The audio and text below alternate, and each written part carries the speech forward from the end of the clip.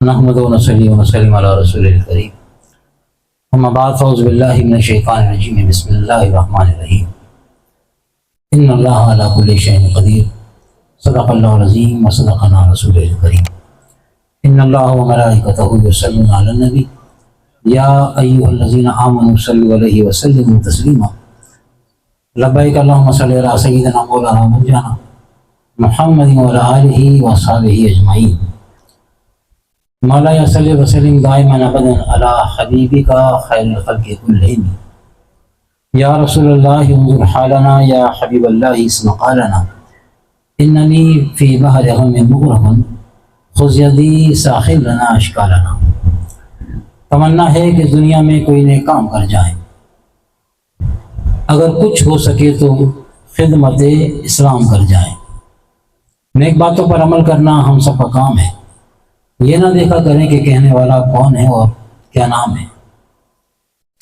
ملت کا نئی شیرازہ پریشان کرو، ملت کا نئی شیرازہ پریشان کرو، اس امت پہ خدارا اب یہ احسان کرو۔ بہت آسان ہے کسی مسلم کو مشرک کہنا، بہت آسان ہے کسی مسلم کو کافر کہنا۔ ہمت ہے تو جاؤ کسی کافر کو مسلمان کرو۔ حمد و صلوات کے بعد انتہائی واجب الاحترام گراں قدر مولانا سامعین حضرات، السلام علیکم ورحمۃ اللہ وبرکاتہ۔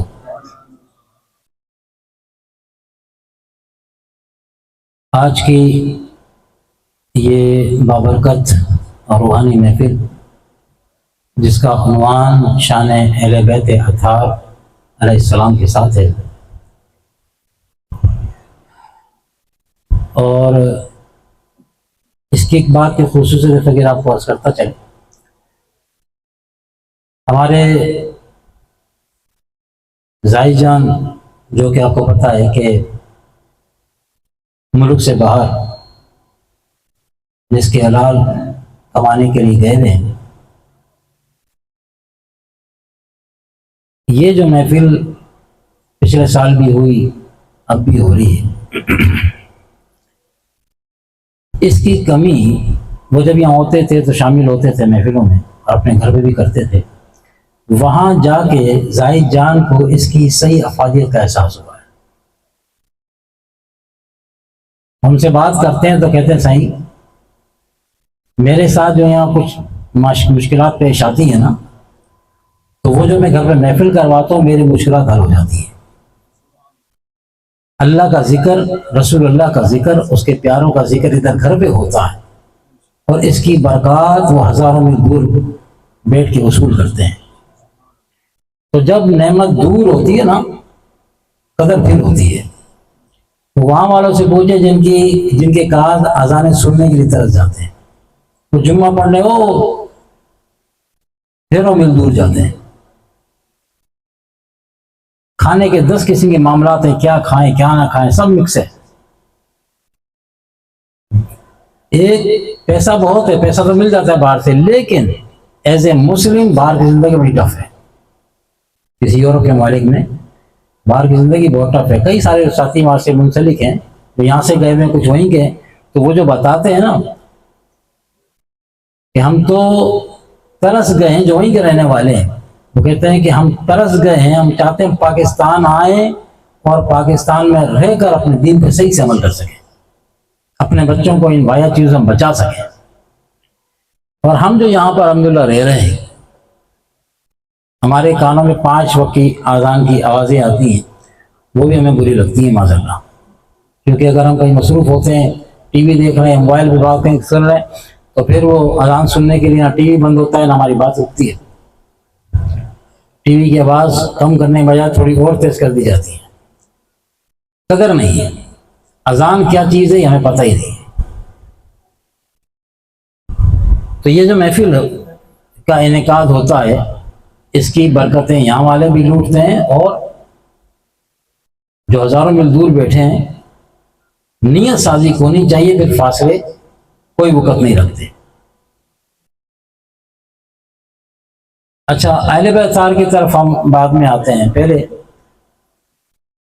اس فقیر نے ایک چھوٹی سی آیت آپ کے سامنے تلاوت کی ہے ان اللہ علی کل شیء قدیر، اس کا ترجمہ تقریباً سبھی کو پتا ہے۔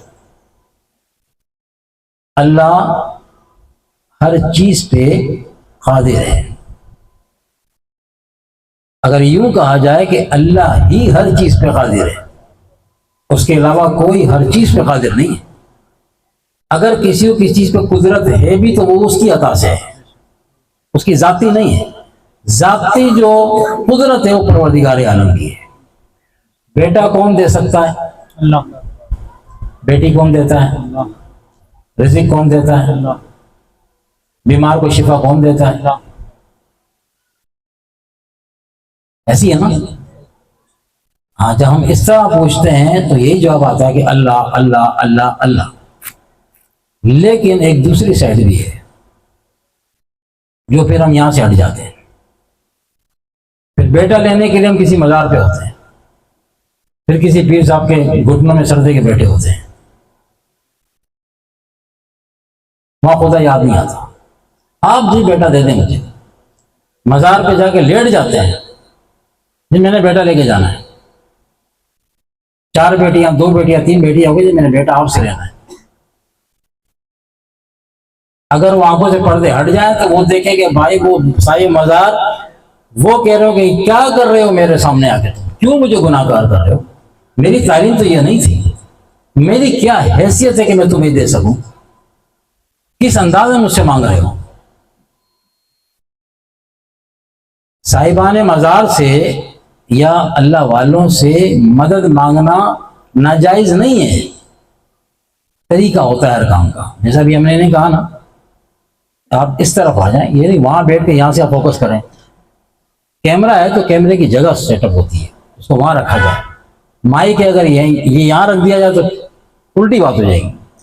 اسی طرح دین ہو یا دنیا ہو، ہر کام کا کچھ تقاضے ہوتے ہیں، ان اصولوں کے مطابق اگر کیا جائے تو کام اچھے بن جاتے ہیں، ورنہ بنے ہوئے کام بگڑتے ہیں، بنے ہوئے کام بگڑتے ہیں۔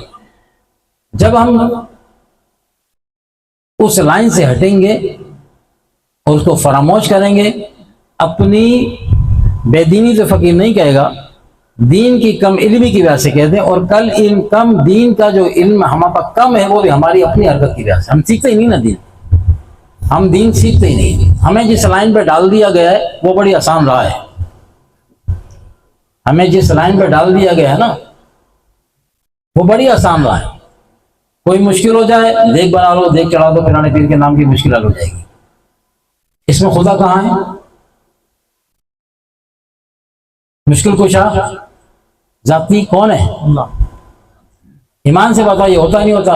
کوئی مشکل آ گئی نا، پرانے پیر کے نام کی دیکھ بنا، فلاں بزرگ کے نام کی دیکھ چڑھا دو، مزار پہ جا کے دیکھ، چادریں مان کے آگے چادر چڑھائیں گے آپ۔ ایک سیمنٹ کی وہ کور شریف ہے نا، وہ کچی ہے یا پکی ہے، اس پہ جو دھڑا دھڑ چادریں چڑھ رہی ہیں اس کے اوپر 1% اس کا کوئی فائدہ بتا دے، 1%، 0.5% بھی آپ کو کوئی سوال نہیں ملتا،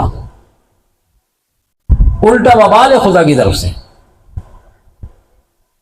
یہ ان کی تعلیمات نہیں ہیں جو صاحب مزار ہیں، یہ ان کی تعلیمات ہرگز نہیں ہے، یہ ہم نے بگاڑ پیدا کیا ہے۔ جن لوگوں نے حال یہ کیا، گھر میں کیا یہ ہے کہ یہ بڑا آسان راستہ تھا نا، جو محنت نہیں کر سکتے وہ دین کی طرف آ جاتے ہیں۔ یہ دین کا جو کاروبار ہے یہ بڑا آسان ہے۔ عقیدت کے نام پہ لوگوں کے عقیدے پیش کرو، غوث اعظم کے نام کیا کہ لوگ سر جھکاتے ہیں، خواجہ معین چشتی رحمۃ اللہ علیہ کے نام کیا کہ سر جھکاتے ہیں، بس ان کی عقیدتوں سے کھیلو۔ ہمارے قریب کے علاقے میں آپ کو پتا ہے نا، یہ بستی میں گور شاہی، اس نے کیا کیا تھا، کس نام پہ کھیلا تھا یہ، اور کہاں تک چلا گیا؟ اس کے ماننے والے اب بھی موجود ہیں، اس پہ مرتد کے کفر کے فتوے لگے نہیں لگے، کس بات پہ لگے؟ نام کس کا استعمال کیا اس نے؟ حضور غوث اعظم کا۔ حضور غوث اعظم کے نام کی 11ویں ہو، بڑی 11ویں مشہور ہوئی اس کی، پنجاب تک سے بندے آ رہے ہیں 11ویں کھانے کے لیے، بسوں کی بسیں بھر کے آ رہی ہیں، اس وقت اپنی آنکھوں سے دیکھا، مقامی لوگ کم، باہر کے زیادہ۔ نام پیرانے پیر دستگیر بادشاہ، اس نام کو اس خبیث نے کیش کیا تھا اور لوگوں کے ایمان خراب کیے تھے۔ اس میں کیا حضور غوث اعظم کا قصور ہے؟ کیونکہ ہمیں حضور غوث اعظم کی تعلیمات کا خود پتہ نہیں ہے، ہمیں کرامات کا تو پتہ ہے، وہ بھی جھوٹی سچی، ہمیں تو یہی پتہ نہیں کہ واقعی کرامت تھی بھی کہ نہیں تھی جو بیان کی گئی ہے۔ اور بہت ساری کرامات ایسی ہیں جو حضور غوث اعظم منسوب کی گئی ہیں، ان کا کہیں کوئی عطا پتہ نہیں ہے۔ یہ صرف جو دین فروش لوگ ہیں، دین کے نام پہ کمانا کھانا جانتے ہیں، انہوں نے عوام کی جیب سے پیسے نکالنے کے لیے سب کچھ کیا۔ اور چونکہ ہمیں نماز پڑھنا مشکل لگتا ہے، ہمیں حرام چھوڑنا مشکل لگتا ہے، ٹھیک ہے، سیدھے سیدھے صراط مستقیم پہ چلنا مشکل لگتا ہے، تو یہ آسان تھا کہ ہمیں نماز پڑھنے کی بنا ایسے پیر پکڑو جو نماز کا نہ بولے، شریعت کا نہ بولے، نذرانہ لے جاؤ بھائی تمہارا کام ہو گیا پکا، پکے جنتی ہو تم، بس جاؤ، ہم ہیں نا تمہیں بخشوانے کے لیے بیٹھے۔ تو یہ جو بگاڑ آ گیا ہے کہ پروردگار عالم کی طرف سے نگاہ ہٹ کے، خالق کی طرف سے نگاہ ہٹ کے مخلوق کی طرف مرکوز ہو گئی، ظلم ہے، ظلم۔ یہ فقیر پھر کہہ رہا ہے کہ جو بھی اللہ والا ہے ان کی ہرگز تعلیم نہیں۔ حضور غوث اعظم کی آپ نے کرامتیں بہت سنی ہیں، ان کی تعلیمات کے بارے میں سنا؟ کسی ایک نے سنا ہو کہ حضور غوث اعظم نے دین ڈیلیور کرنے کے لیے، پہلے سیکھنے کے لیے اور پھر اس کو آگے ہم تک پہنچانے کے لیے تکلیفیں کتنی برداشت کریں گی؟ کسی نے بتایا آپ کو؟ سنا ہے کبھی ممبروں پہ؟ نہیں بتاتے، نہیں بتائیں گے۔ کیوں؟ اگر حضور غوث اعظم کی وہ چیزیں بتائی جائیں، اولیاء کرام کی وہ جو نے تکلیفیں اٹھائی ہیں وہ بتائی جائیں، تو لوگوں میں دین کا حقیقی معنوں میں درد پیدا ہو جائے گا، لوگ حقیقی معنی میں دیندار بن جائیں گے۔ اور جب حقیقی معنی میں عوام دیندار بننا شروع ہوگی تو جو دکاندار ہے نا ان کی دکان بند ہو جائے گی۔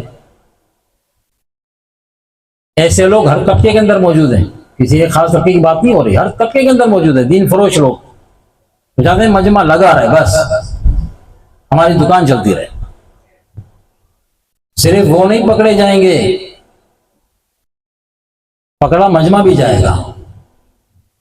وہ اگر عقل مند تھا تو کیا آپ کے پاس عقلیں نہیں تھی؟ آپ نے کیوں نہیں سوال کیا؟ آپ نے کیوں نہیں پوچھا اس سے؟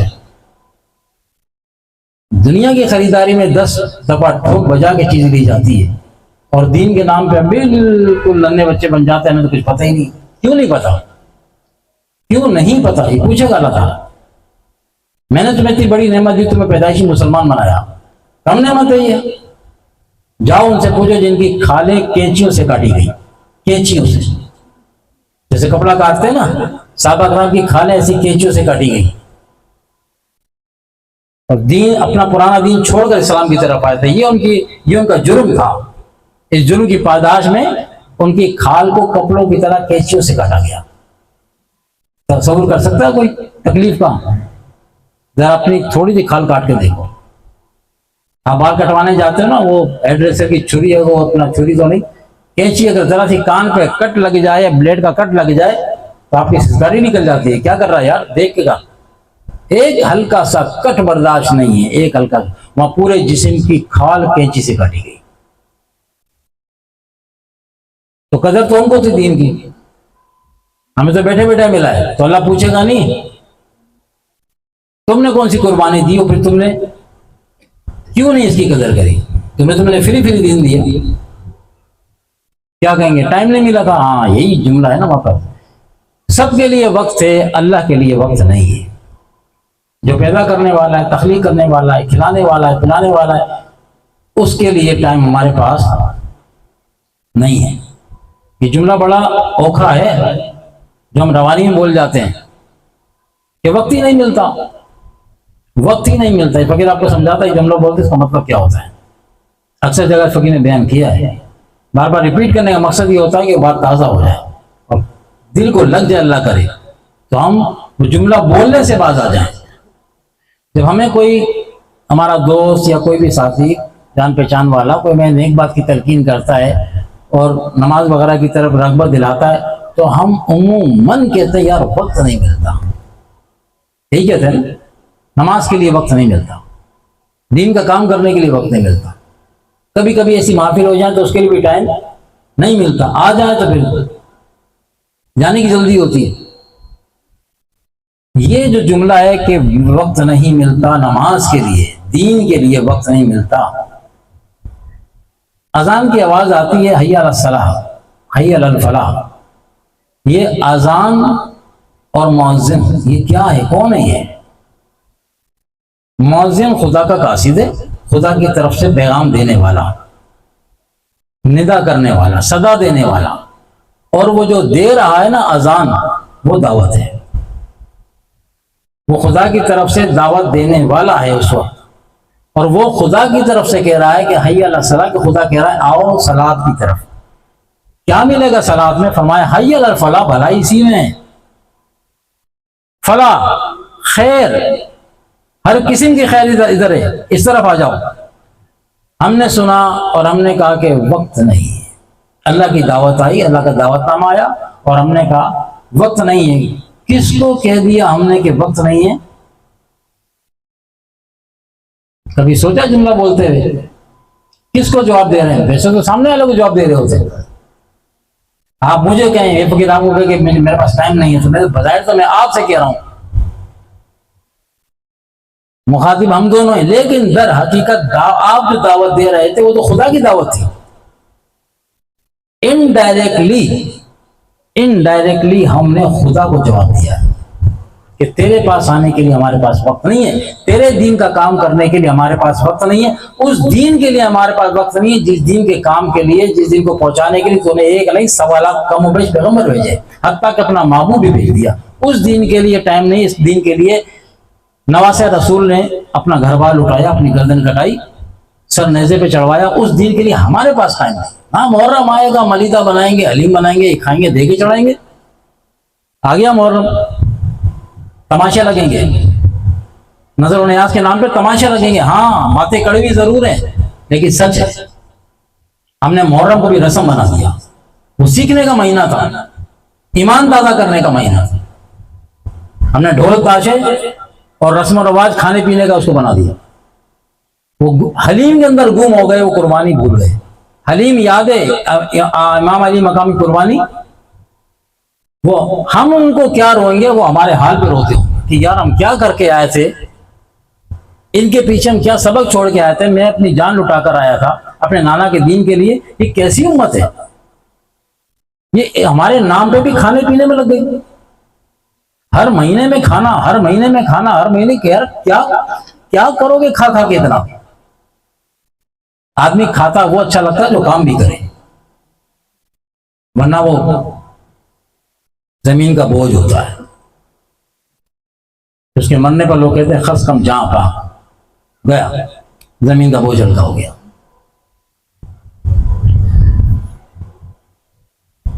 تو مزارات پہ جانا منع نہیں، لیکن وہاں پہ حاضری کے طریقے ہیں۔ آپ اللہ کی مدد ان کا وسیلہ پیش کر کے اللہ کی بارگاہ میں مانگ سکتے، ان کو ذریعہ بنائیں اللہ کی مدد حاصل کرنے کا، اللہ کی مدد حاصل کرنے کا ذریعہ بنائیں۔ مثال کے طور پہ قرآن سے آپ کو مثال دے دیں، اللہ نے فرمایا کہ مدد حاصل کرو صبر اور نماز سے۔ نہ صبر اللہ ہے نہ نماز اللہ ہے، یہ اعمال ہے، ٹھیک ہے، یعنی غیر اللہ ہے۔ تو نماز اور صبر کے ذریعے مدد حاصل کرو۔ کس کی مدد آئے گی؟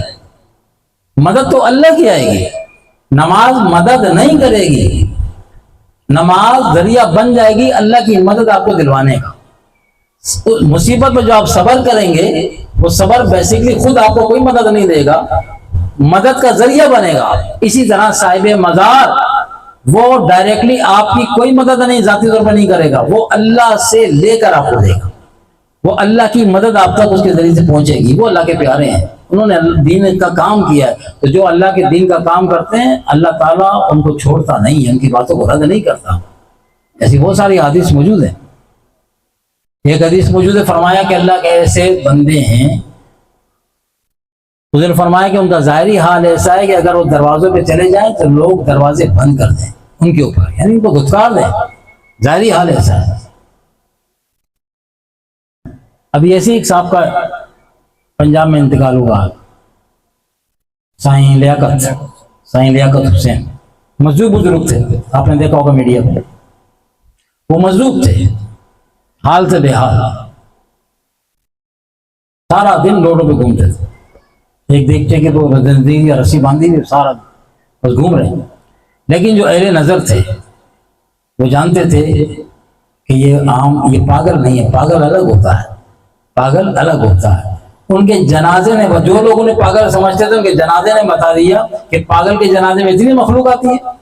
کسی پاگل کے جنازے کو کوئی سرکاری پروٹوکول دیا جاتا ہے؟ آج تک دیا گیا؟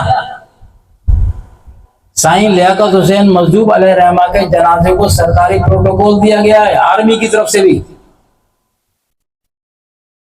خاص اقدامات کیے گئے ان کی تدفین کے لیے، پروٹوکول کے ساتھ جنازہ اٹھایا۔ جب زندہ تھے لوگ دیکھنا پسند نہیں کرتے تھے۔ کیا فرمایا حضور نے؟ اللہ کے ایسے بندے ہیں کہ ان کا ظاہری حال ایسا ہے کہ اگر کسی کے دروازے پہ چلے جائیں تو لوگ دروازہ بند کر دیں، اس کا بابا جاؤ ادھر آ گیا۔ لیکن فرمایا اللہ کی بارگاہ میں، اللہ کے یہاں ان کا مقام اور مرتبہ یہ ہے کہ اگر وہ کسی بات پہ قسم کھا کے بیٹھ جائے نا کہ اللہ یہ کام کرنا ہے، تو اللہ ان کی قسموں کو رد نہیں کرتا، کام کر دیتا ان کا۔ وہ اللہ کے ایسے پیارے ہیں، کچھ رکھے اس نے اپنے بندے ایسے۔ تو نہ کسی کے رقص پہ طنز کر، نہ کسی کے غم کا مذاق اڑا، نہ کسی کے، جب آنکھ نہیں ہے نا دیکھنے والی، میری آنکھ کا قصور ہے تو میں سامنے والوں کو قصور کیوں ٹھہراؤں؟ تو نہ کسی کے رقص پہ طنز کر، یا تو پھر آنکھ پیدا کرو وہ، نہ کسی کے رقص پہ طنز کر، نہ کسی کے غم کا مذاق اڑا، جسے چاہے جیسے نواز دے، یہ مزاج عشق رسول ہے۔ اپنی نہ بیڑو بھائی، دوسرے کو چھوڑو، اپنی نہ بیڑو، اپنی نبڑ نہیں رہی، دوسرے کے پیچھے پڑے ہیں۔ تو ایک تو یہ بات عقیدے کی، جو بگاڑ آ گیا سنیت کے نام کے اوپر، جو بگاڑ آیا ہے اس کی صفائی ہونی چاہیے، مرنے سے پہلے اپنی صفائی کر لیں، ورنہ یہی بابے ہمارے جو ہیں کہ قبر میں آ کے بچائیں گے نہیں، یہ تو فرشتوں کے ساتھ شامل ہو جائیں گے چترول کرنے میں، کہ ہمارا نام لے لے کہ تم نے دین خراب کیا، ہم نے دین کی خدمت کی، تم نے دکانداری چلائی اور نام ہمارا استعمال کیا کہ ہمارے چاہنے والے ہو۔ تو اس لیے بہتر ہے مزارات پہ چادر چڑھا، آپ منت مانیں، کیا طریقہ اس کا؟ منت مانیں مزار پہ چادر چڑھانے کی نہیں، منت مانیں آپ یہ کہ رب العالمین میرا فلاں کام ہے، ٹھیک ہے، وہ آپ اپنے اس نیک بندے کے صدقے میرا وہ کام کر دیں، تو میں ان کے ایصال ثواب، اللہ کو ضرورت نہیں ہے چادروں کی، ان کے ایصال ثواب کے لیے ان کے نام، ان کی طرف سے ایک جوڑا کپڑا کسی غریب کو پہناؤں گا۔ سبحان اللہ۔ وہی کپڑا جو آپ قبر پہ ڈال کے آ رہے ہیں نا، قبر کو نہ سردی لگ رہی ہے نہ گرمی لگ رہی ہے، نہ صاحب مزار کو اس کی حاجت ہے، ان کے پاس جنتی لباس موجود ہے، ان کو اس کی کوئی حاجت نہیں۔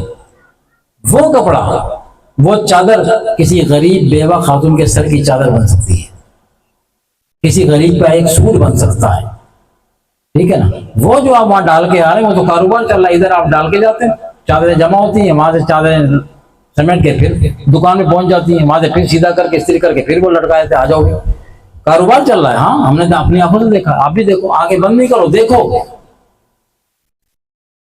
دین فروشی جو ہے یہ بڑا جرم ہے، یہ نادانی کل گلے پڑنے والی ہے۔ مجھے نہیں پتا، مجھے تو پتا ہی نہیں تھا، نہیں اللہ نہیں سنے گا یہ بات کہ مجھے پتا نہیں تھا، اتنے تم کیا نام ہے اس کا دودھ پیتے بچے بن گئے تھے، ساری باتوں کا پتا تھا، جب میرے دن کی بات ہے تو مجھے پتہ ہی کوئی نہیں تھا۔ نہیں چلے گی کہانی۔ تو اس طرح آنکھیں کھلی رکھیں، جو لوگ آپ کے دین کے نام پر آپ کو لوٹتے ہیں ان سے ہوشیار رہیں۔ دین بالکل سیدھا سادہ ہے، دین مشکل نہیں ہے، دین ہمارا سب سے زیادہ آسان دین ہمارا دین ہے۔ اس کا تو نام ہی اسلام ہے، اسلام کے معنی ہوتے سلامتی کے۔ سلامتی کس کو بری لگتی ہے؟ ہم کہتے ہیں نا دین پہ چلنا مشکل ہے تو اسلام سے باہر نکل جاؤ۔ پھر یہ ہمارے دین کا تو نام اسلام اللہ نے رکھا ہے، اسلام کا نام ہے سلامتی۔ سلامتی کون نہیں چاہتا؟ ایک طرف جنگ ہے، ایک طرف امن ہے، تو لوگ کس طرف جائیں گے؟ امن کی طرف جائیں گے نا، امن و سلامتی کی طرف جائیں گے۔ جو یہ کہتا ہے کہ مجھ سے دین پہ عمل نہیں ہوتا تو پھر دین سے نکل جائیں، پھر سلامتی چھوڑیں، اسلام چھوڑیں، پھر جائیں جنگ و جدل کی طرف، کفر و ارتداد کی طرف۔ اسلام تو امن کی بات کر رہا ہے۔ اسلام قابل افسوس بات ہے، ہمیں یہ فقیر یہ کہہ رہا ہے نا، ہم منہ سے وہ جملے نکال رہے ہوتے ہیں کہ ہمیں احساس بھی نہیں ہوتا کہ ہم کیا رہے ہیں۔ دین پہ ہم سے عمل نہیں ہوتا، ہمیں اسلام پہ ہمیں چلا نہیں جاتا، تو پھر دوسرا راستہ یہ کہ اسلام سے باہر نکل کے وہ کام کریں۔ اسلام میں رہتے ہوئے غیر اسلامی کام کر سکتے ہیں مگر اسلام کے کام نہیں کر سکتے، یہ کیا بات ہے؟ اپنے گھر میں رہ کے غیروں کے کام کریں اور اپنے گھر کا کام نہ کریں، یہ کون سی خیر خواہی ہے گھر والوں کے ساتھ؟ یہ دین اسلام میں گھر ہے کہ کیا خیر خواہی کر رہے ہیں اس کے ساتھ؟ ہم دوسروں نے نقصان کم پہنچایا، ہم زیادہ پہنچا رہے ہیں۔ دوسرے تو ہیں غیر، وہ تو ہیں دشمن، ان سے دوستی کی خیر کی توقع نہ رکھی جائے۔ ہم تو اسلام پسند، اسلام دوست ہیں نا، ہم تو اینٹ سے اینٹ بجا رہے ہیں، بنیادیں ہم کھود رہے ہیں اس کی۔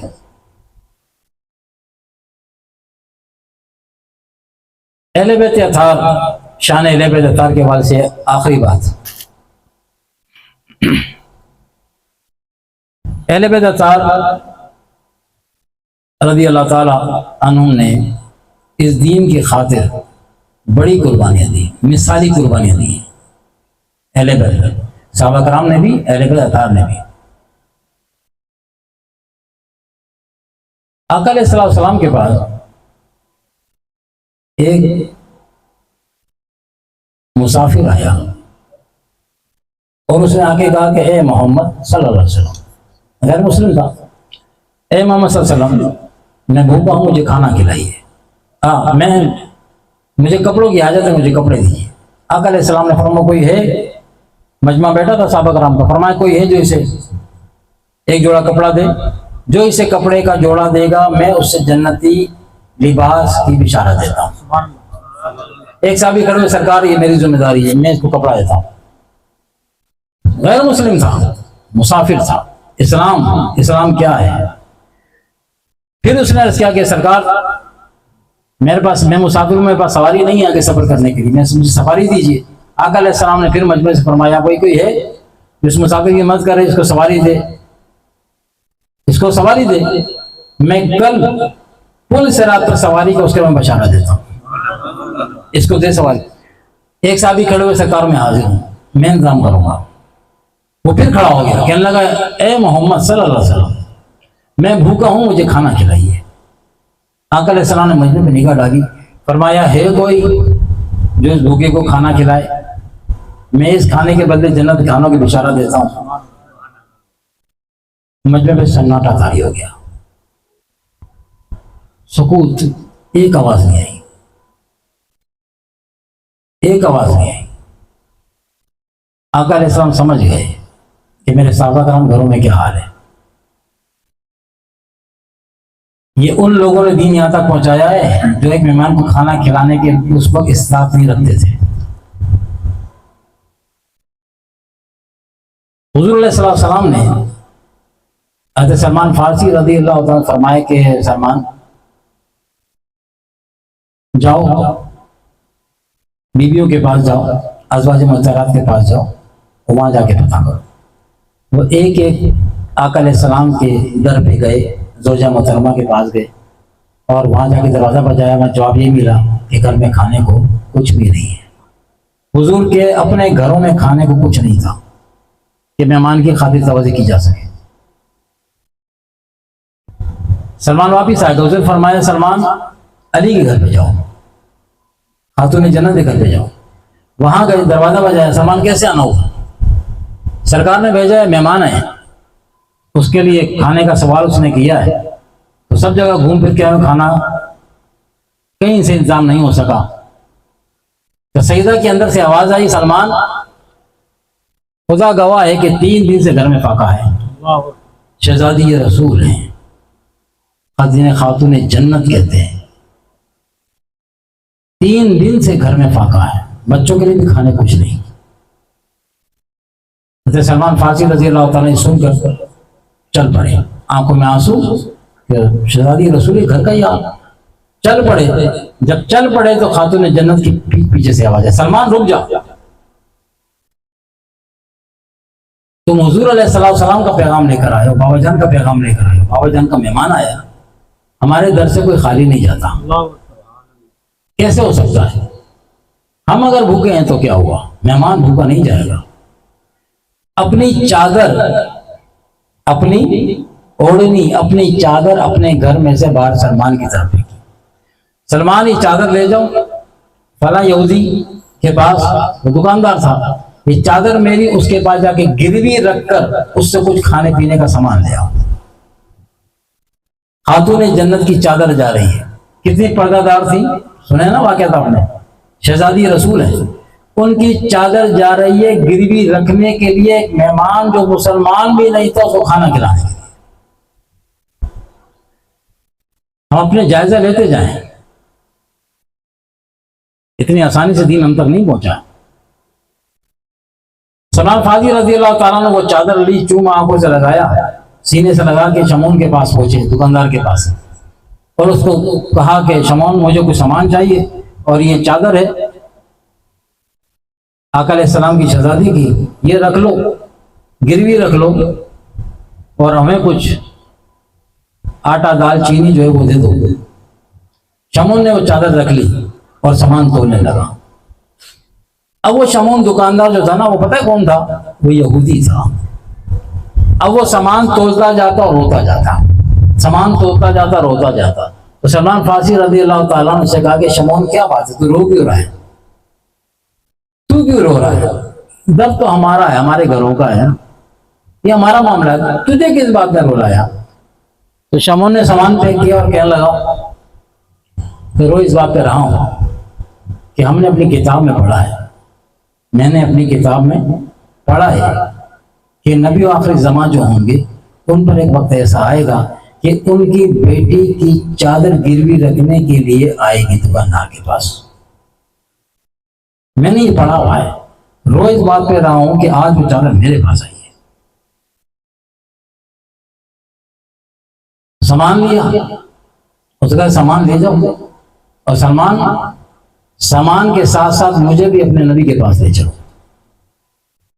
جس دین کے اندر مہمان کی خاطر توازی کا عالم یہ ہے، وہ نہیں دیکھنا جا رہا اس کا مذہب کیا ہے. مہمان کی خاطر نبی کی بیٹی کی چادر گروی رکھنے کے لیے آ جائے، وہ دین جھوٹا نہیں ہو سکتا. تو سلمان مجھے لے کے چلو، میں ابھی تمہارے دین میں داخل ہونا چاہتا ہوں.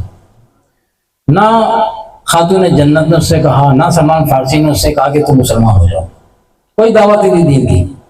کردار بولا. ہمارے پاس قول بہت ہے، کردار نہیں ہے. ہمارے پاس باتیں بہت ہیں، کردار نہیں ہے. اسلام کہتا ہے پہلے کردار سازی کرو. جب کردار سازی کرو گے نا پھر بولو گے، پھر اثر آئے گا. مگر ہم کردار سازی کی طرف جانا ہی نہیں چاہتے نا، وہ مشکل کام ہے.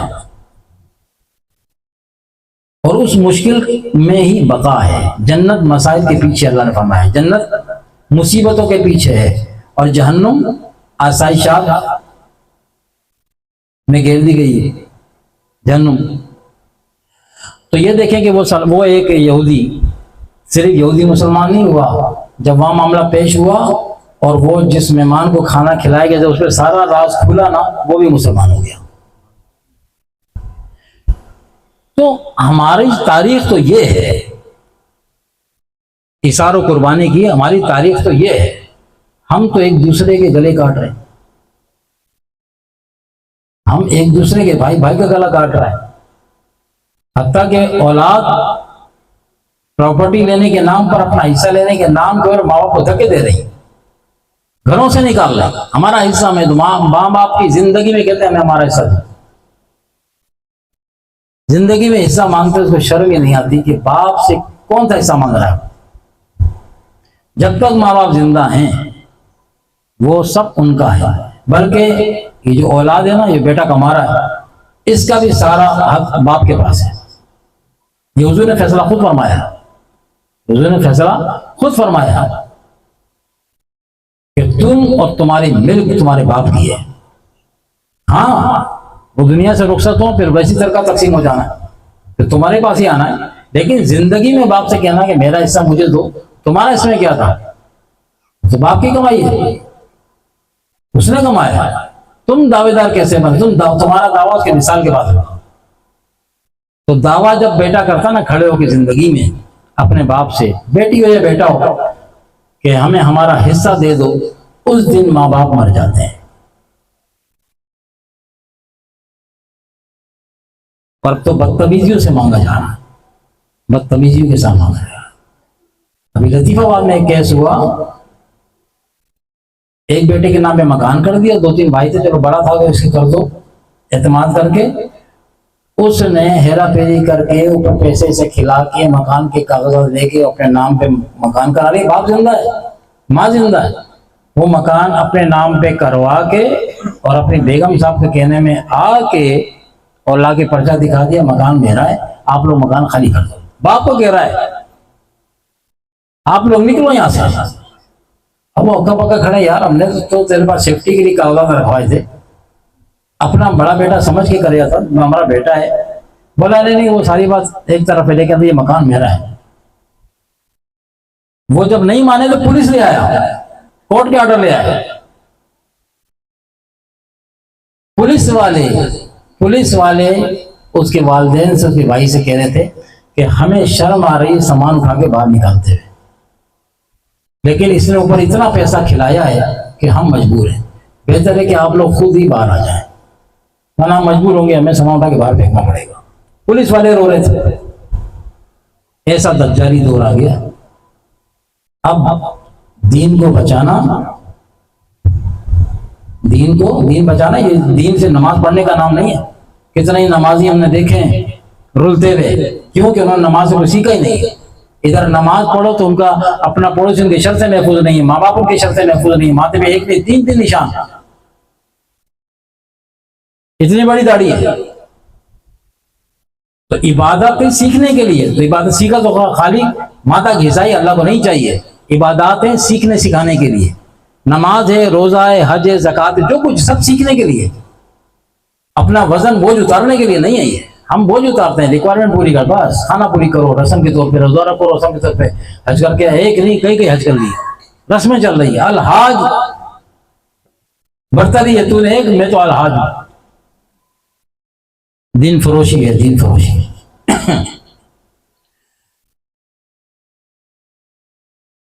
تو آج کی اس محفل میں آپ نے کڑوی کڑوی باتیں سنی۔ ہاں، یہ اب میٹھا کھاتے کھاتے بہت ہو گیا، ہاں میٹھا کھاتے کھاتے بہت ہو گیا، اب ٹائم نہیں ہے ہم لوگ کے پاس، اب دنیا سمیٹی جا رہی ہے۔ اپنے آس پاس دیکھ رہے کیا ماحول چل رہا ہے۔ ہم سب جو ہیں وہ چاروں طرف تو آگ لگ گئی ہے، جنگ کے ماحول چاروں طرف ہے، ہم حالت امن میں نہیں ہیں، ابھی ہم سب حالت جنگ میں ہیں۔ ہم سمجھے کہ ابھی ایک انڈیا سے جنگ ہوئی تھی، وہ جنگ تھی، نہیں، اس سے بڑی جنگ ہم پہ کئی عرصہ پہلے مسلط کی جا چکی ہے، مگر ہمیں ہوش نہیں، ہم تو اس جنگ سے لطف لے رہے ہیں، عیاشی کر رہے ہیں، گھوم رہے ہیں، پھر رہے ہیں، ہم پہ مسلط کر دی گئی ہے، اور اگلے آرام سے گھر بیٹھ کے کہتے ہیں خود ہی مر رہے ہیں، یہ جنگ صحیح ہے، خود ہی مر رہے ہیں، مرنے دو، کیا ضرورت ہے ان پہ مزید اسلحہ استعمال کرنے کی۔ تو ہم حالت جنگ میں ہیں ہر طریقے سے، تو اس طرف آئیں جس طرف اللہ اس کا رسول چاہتے ہیں۔ ان محفلوں کا ذریعہ دین کو قریب لانے کا سبب بنے، نہ کہ جیسے کچھ دیر پہلے بات ہو رہی تھی کہ کھایا پیا اور پھر چھٹی۔ یہ کھانا بھی اس نیت سے کھائیں کہ اللہ اس کھانے سے جو ہمارے جسم میں طاقت آئے گی نا، ہم تیرے دین کا کام کریں گے، وہ کھانا بھی بات بن جائے گا، کھانا ہی بات بن جائے گا۔ تو اگر کسی کو اس فقیر کی بات ناگوار گزری ہو تو یہ فقیر معافی نہیں مانگے گا، یہ حق بات کی معافی نہیں ہوتی۔ ایک رسم ہوتی ہے نا کہ کسی کو برا لگا ہو تو میں معذرت چاہتا ہوں، نہیں، حق بات کہ معافی مانگنا یہ تو حق بولنے والی کمزوری ہے۔ حق بات بولی اس لیے جاتی ہے تاکہ ہم بیدار ہو جائیں، تو بیدار ہو جائیں، جو ہو گیا سو ہو گیا، اللہ تعالیٰ معاف کرنے والا ہے، ٹھیک ہے۔ طریق سے چلیں، مزارات پہ جائیں، جو حاضری کا طریق ہے اس طریق سے جائیں، مزار کے چکر نہ کاٹیں، ٹھیک ہے، وہاں سجدے نہ کریں وغیرہ وغیرہ، یہ ساری باتیں شریعت میں منع ہے۔ جائیں، السلام علیکم یا القبول، یا صاحب مزار کا نام لے کے سلام کریں، یا صاحب مزار کہہ دیں، 4 ہاتھ کے فاصلے سے کھڑے ہوں اگر جگہ ہے، ٹھیک ہے، قدموں کی طرف کھڑے ہوں یا جدھر منہ ہوتا ہے اس طرف کھڑے ہوں، قبلے کے رخ اس طرف جا کے آداب ہیں حاضری کے، وہاں کھڑے ہو کے آپ پہلے سلام کریں، اس کے بعد جو کچھ قرآن مجید آپ کو پڑھنا آتا پڑھیں۔ قرآن شریف پڑھے ہوئے نہیں ہے، درود شریف تو آتا ہی ہو کم سے کم، درود شریف پڑھ لیا، کوئی تسبیحات پڑھ کے ان کو اس کا اصالہ ثواب کر دیں۔ صاحب مزار ہو، اس کا اصالہ ثواب یہ تحفے کی صورت میں ان تک پہنچے گا۔ پہلے تحفہ دو، پہلے تحفہ دو، اور تحفہ دینے کے بعد اب آپ ان سے یہ کہہ سکتے ہیں کہ آپ میرے لیے دعا کریں۔ یہ خیال مت لانا کہ وہ سنتا نہیں ہے۔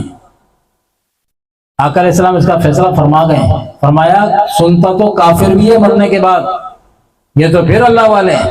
جب کافر سن سکتا ہے مرنے کے بعد تو اللہ والا نہیں سنے گا۔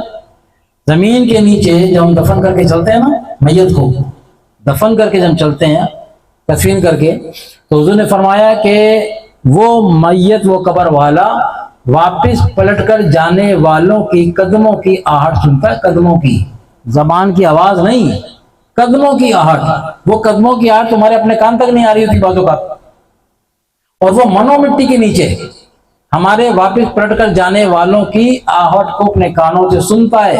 یہ مستند احادیث ہیں۔ سرکار فرما رہے وہ جسے تم کیا سمجھ کے آ گئے کہ وہ بیکار ہو گیا، وہ نہیں سنتا، نہیں سمجھتا، تم سے زیادہ سنتا ہے، تم سے زیادہ اس کا سینس بڑھ گیا ہے۔ فرمایا اپنے میت اپنے جنازہ لینے والوں کو پہچانتا ہے، جو جنازہ لے کے چلتے ہیں نا، قبر میں اتارنے والوں کو پہچانتا ہے۔ آنکھیں بند ہیں، کفن بھی اوپر سے چادر چڑھی ہوئی ہے، سرکار سے کہہ رہے ہیں وہ جانتا ہے کس نے کس نے اس کو غسل دیا، وہ ان کو بھی جانتا ہے۔ سرکار تو یہ تعلیم دے رہے ہیں کہ کس نے آپ سے کہہ دیا کہ وہ مر گیا، مٹی ہو گیا، کوئی نہیں جانتا، یا یہ جو اللہ والے صاحب مزار ہیں کچھ نہیں جانتے، نہیں، ہم حدیث کو فالو کریں گے، حضور کی بات کو فالو کریں گے۔ جب کافر سن سکتا ہے ان کی شان تو پھر اعلیٰ ہے۔ ہاں تو جائیں ان کے پاس، طریقہ یہ کہ آپ ان سے یہ عرض کریں، پہلے گفٹ دیں، اصالہ ثواب کریں قرآن کی صورت میں، اور پھر ان سے کہیں کہ حضرت آپ اللہ کے پیارے ہیں، میں آپ کے پاس آیا ہوں، ٹھیک ہے، اور آپ میرے حق میں دعا کریں، اور اللہ تبارک و تعالیٰ سے پھر اب خود دعا کرو پھر ان کے لیے کہ اللہ تبارک و تعالیٰ یہ تیرے محبوب بندے ہیں، ٹھیک ہے، میں تجھ سے التجا کر رہا ہوں کہ اپنے اس محبوب بندے کے درجات کو اور بلند فرما دے، اپنی شان کے مطابق اپنے بندے کے درجات اور بلند فرما۔ انہوں نے بڑی دین کی خدمت کی ہے، انہوں نے دین ہم تک، آج ہم مسلمان ہیں تو ان کی وجہ سے ہیں، یہ ہمارے محسن ہیں، تو محسنوں کے لیے تو خیر کی دعا ہونی چاہیے نا۔ ہاں یہ انداز ہے دعا کا، تو اس کی یہ ہے اللہ سے مدد حاصل کرنے کا ان کے ذریعے سے۔ پہلے ان کو گفٹ کرتا، حضور نے فرمایا تحفے طائف دیا کرو ایک دوسرے کو، اس سے محبت بڑھتی ہے۔ اب جب آپ نے گفٹ کیا ان کو، اصالہ ثواب کیا، مزار پہ جا کے کریں، یہاں گھر بیٹھ کے کریں، اس میں کوئی پرابلم نہیں ہے، پہنچانے والی ذات اللہ تعالیٰ کی ہے۔ جب ہم گفٹ کرتے ہیں نا اصالہ ثواب، فاتح خوانی ہوگی، جب ہم اصالہ ثواب کرتے ہیں مرحومین کو، تمام جو بھی ہیں، تو جب یہ ثواب ان تک پہنچتا ہے گفٹ کی صورت میں، تو تحائف کی صورت میں مرحومین تک پہنچتا ہے، تو ان کی طرف سے بھی تحفے آتے ہیں۔ وہ پتہ ہے کیا ہوتے ہیں؟ وہ ان کی نیک دعائیں ہوتی ہیں۔ جب فرشتے بتاتے ہیں نا کہ فلاں فلاں نے یہ آپ کے لیے بھیجا ہے، ثواب جو پہنچتا ہے ان کو، تو روحیں خوش ہوتی ہیں، ان کا درجہ بلند ہو جاتا ہے۔